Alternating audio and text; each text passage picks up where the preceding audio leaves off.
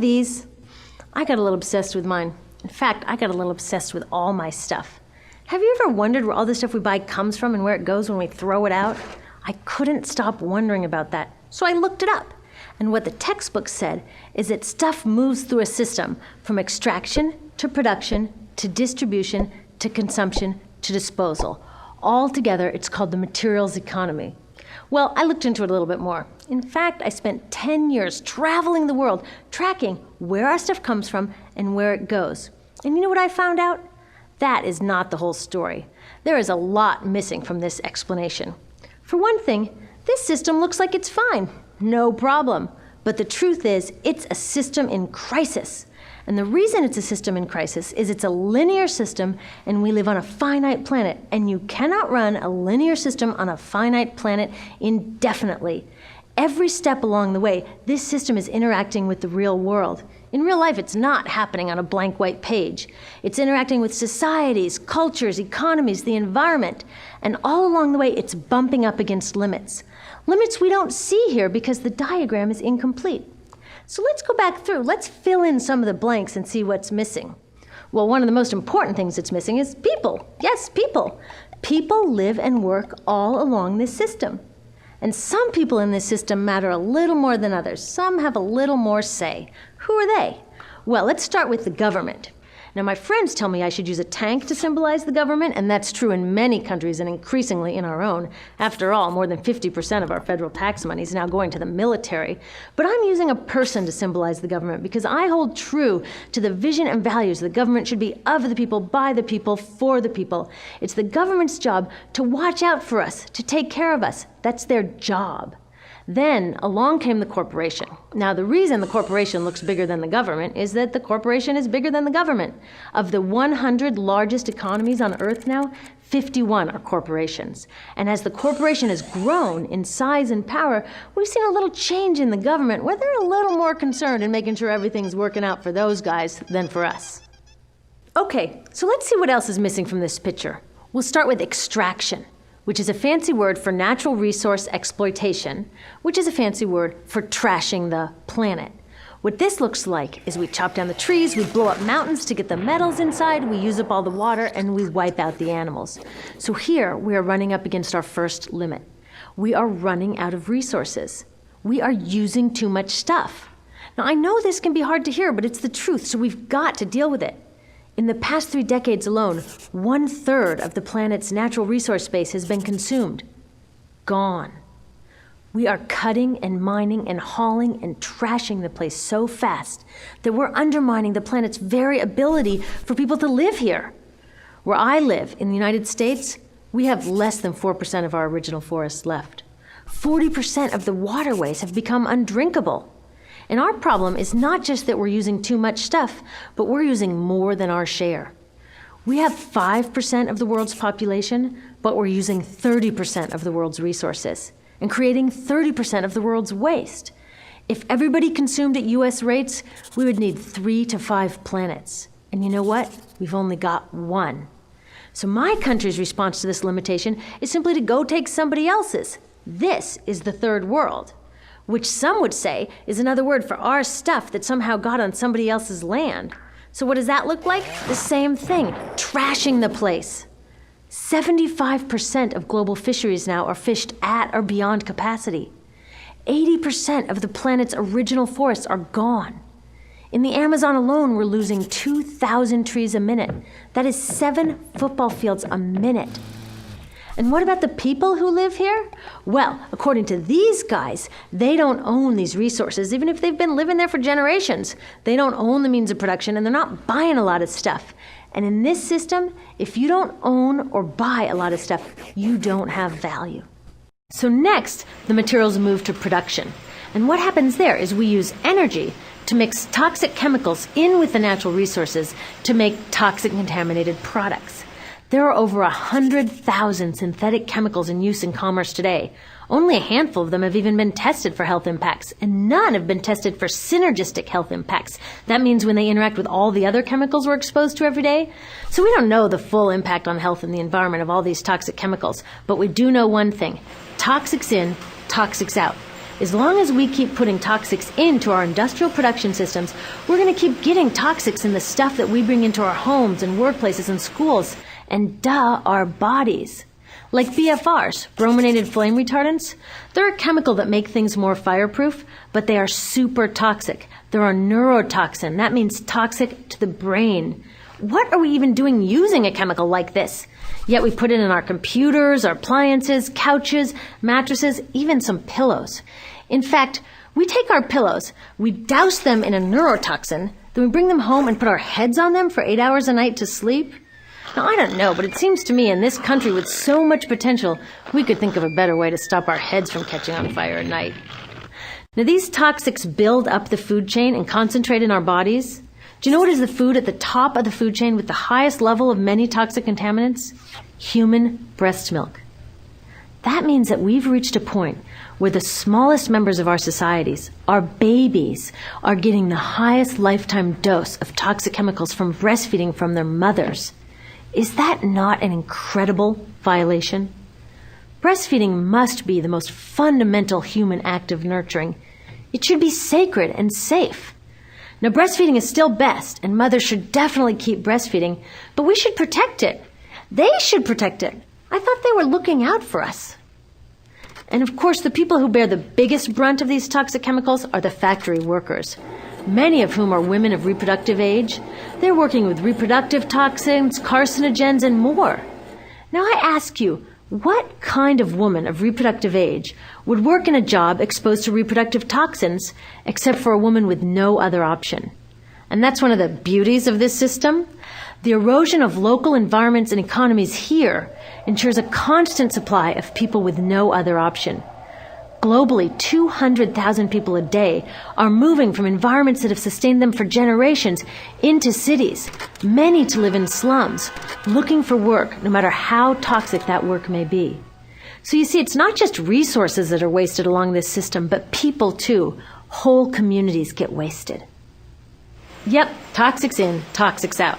A lot of the toxics leave the factories in products, but even more leave as byproducts or pollution.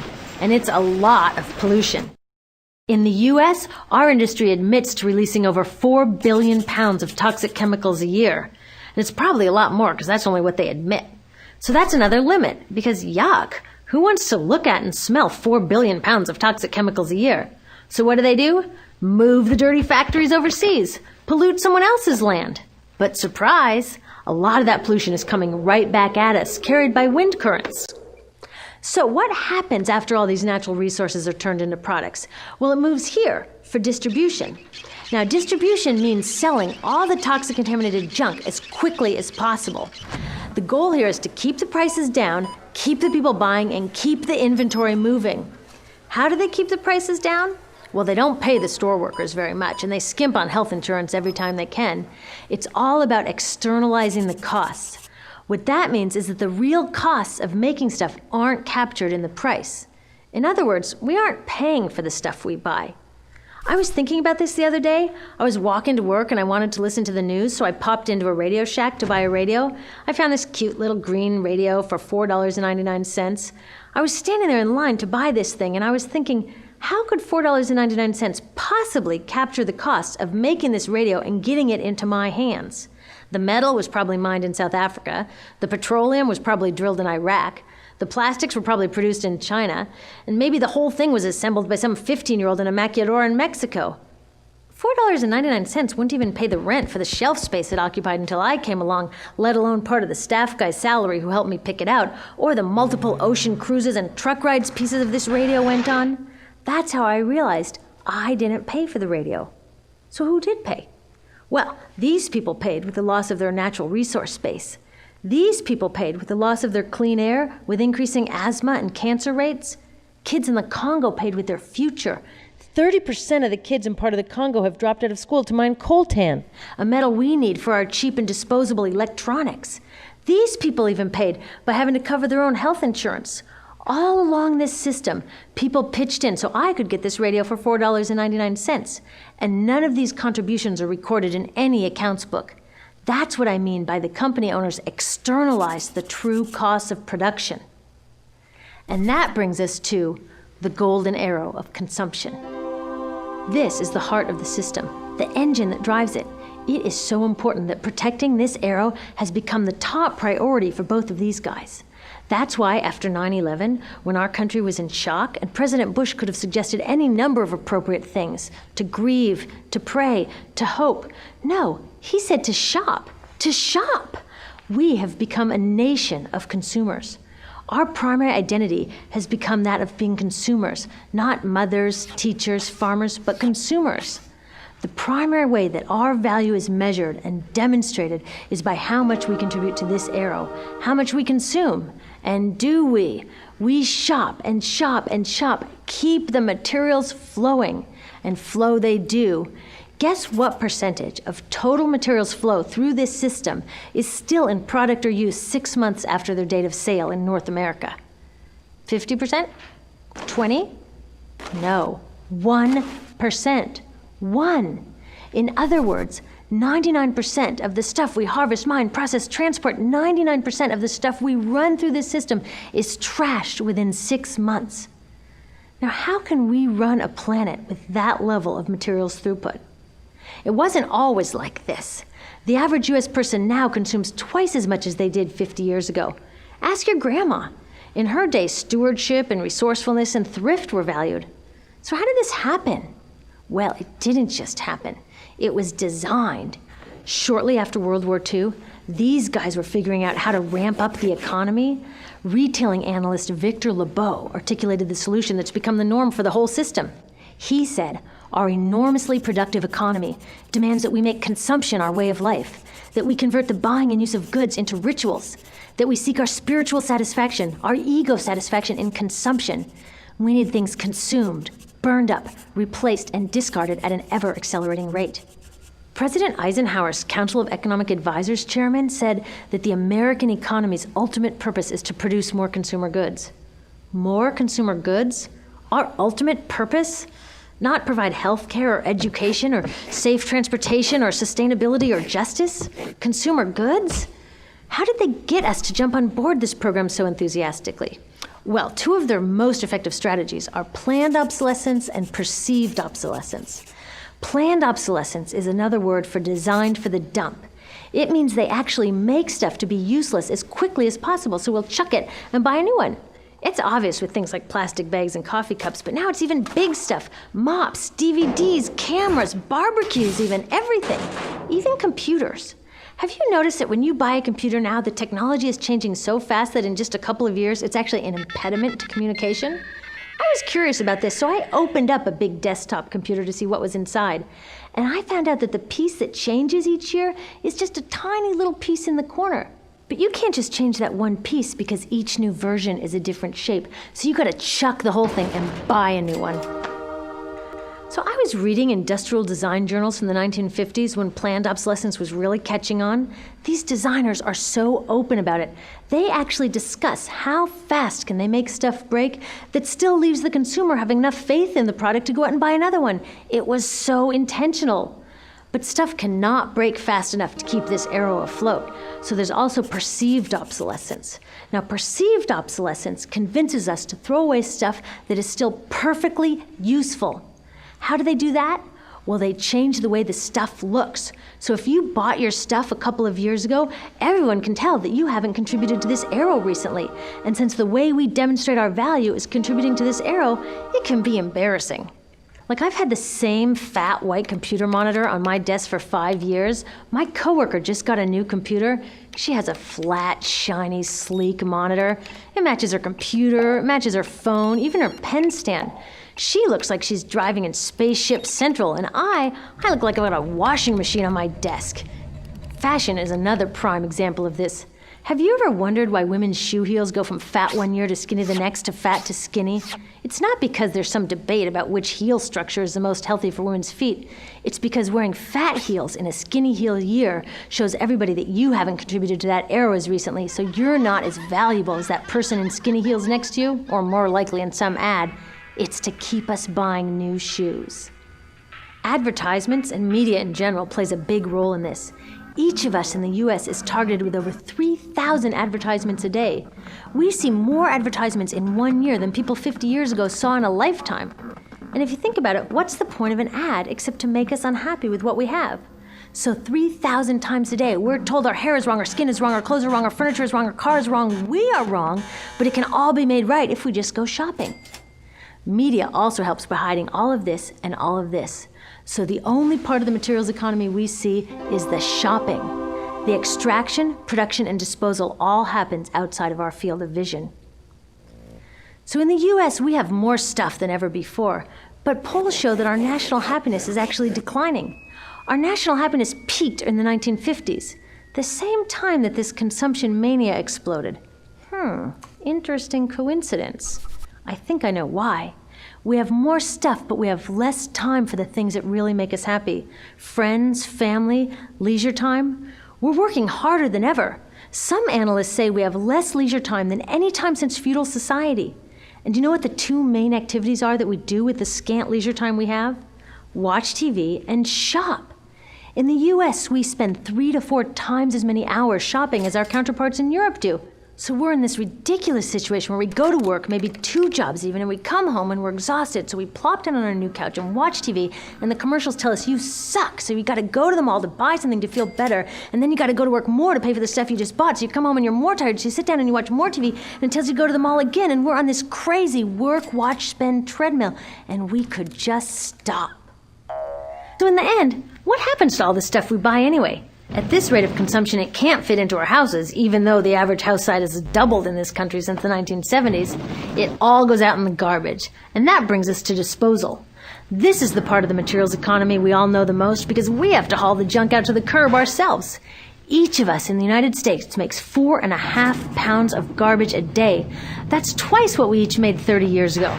All of this garbage either gets dumped in a landfill, which is just a big hole in the ground, or if you're really unlucky, first it's burned in an incinerator and then dumped in the landfill. Either way, they both pollute the air, land, water, and don't forget, change the climate. Incineration is really bad. Remember those toxics back in the production stage? Well, burning the garbage releases the toxics up into the air. Even worse, it makes new super toxics, like dioxin. Dioxin is the most toxic man-made substance known to science, and incinerators are the #1 source of dioxin. That means that we could stop the #1 source of the most toxic man-made substance known just by stopping burning the trash. We could stop it today. Now, some companies don't want to deal with building landfills and incinerators here, so they just export the disposal too. What about recycling? Does recycling help? Yes, recycling helps. Recycling reduces the garbage at this end, and it reduces the pressure to mine and harvest new stuff at this end. Yes, yes, yes, we should all recycle, but recycling is not enough. Recycling will never be enough for a couple reasons. First, the waste coming out of our houses is just the tip of the iceberg. For every 1 garbage can of waste you put out on the curb, 70 garbage cans of waste were made upstream just to make the junk in that 1 garbage can you put out on the curb. So even if we could recycle 100% of the waste coming out of our households, it doesn't get to the core of the problems. Also, much of the garbage can't be recycled, either because it contains too many toxics or it's designed not to be recyclable in the first place. Like those juice packs, where they have layers of metal and paper and plastic all smushed together, you can never separate those for true recycling. So you see, it is a system in crisis. All along the way, we're bumping up against limits. From changing climate to declining happiness, it's just not working. But the good thing about such an all-pervasive problem is there are so many points of intervention. There are people working here on saving forests, here on clean production, labor rights, fair trade, conscious consuming, blocking landfills and incinerators, and very importantly, taking back our government, so that it really is by the people, for the people. All of this work is critically important, but things really start moving when we see the connections, when we see the big picture. When people all along this system get united, we can reclaim and transform this whole linear system into something new, a system that doesn't waste resources or people. You see, what we really need to chuck is that old school throwaway mindset. There's a new school of thinking about this stuff, and it's based on sustainability and equity. Things like green chemistry, zero waste, closed loop production, renewable energy, local living economies. It's already started. Some say it's unrealistic. too idealistic that it can't happen. I say the ones who are unrealistic are those who think that we can continue with the old way. They're dreaming. Remember, that old way didn't just happen. It wasn't like gravity that we just have to live with. People created it, and we're people too. So let's create something new. There's a lot of information on this website about groups doing incredible work.